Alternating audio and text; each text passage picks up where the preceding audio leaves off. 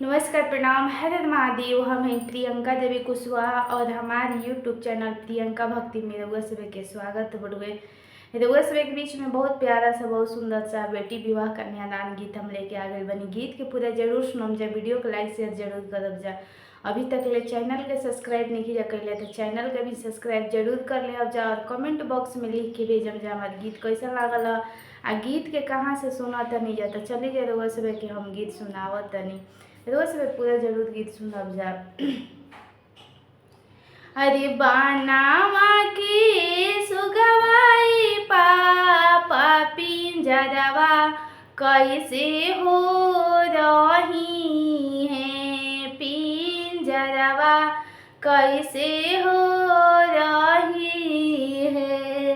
अरे पापा के दुलारल हो बेटी ससुरवा कैसे हो रही है, ससुरवा कैसे हो रही है।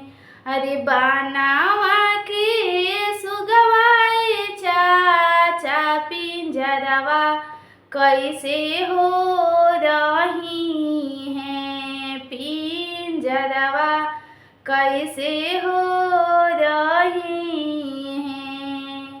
अरे चाचा के दुलारल हो बेटी ससुरवा कैसे हो रही है, ससुरवा कैसे हो रही है।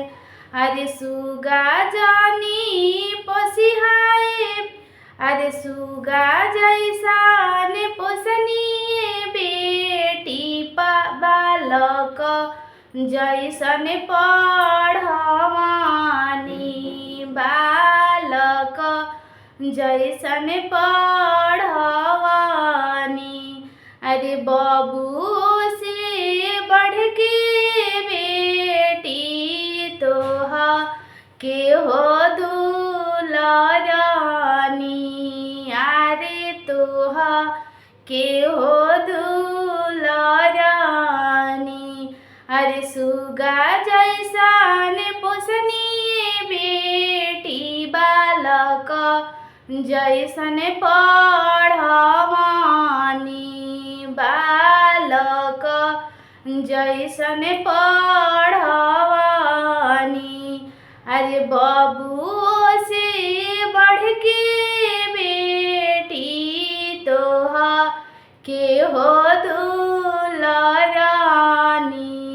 अरे तोहा के हो दुलारानी।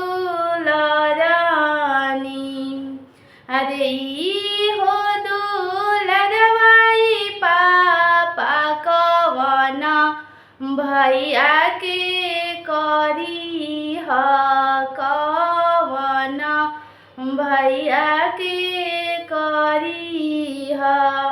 अरे ई हो दुलरवाई चाचा कवन भैया के करी ह, कवन भैया के करी ह।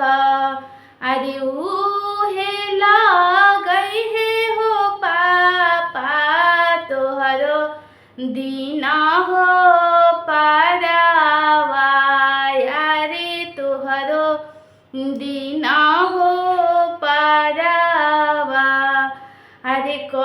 अरे काई तोहार खैनिए पापा, काई तोहार चोरवानी, अरे काई तोहार चोरवानी। अरे कौन कारणवाई पापा हम के होते अगानी, अरे हम के होते अगानी।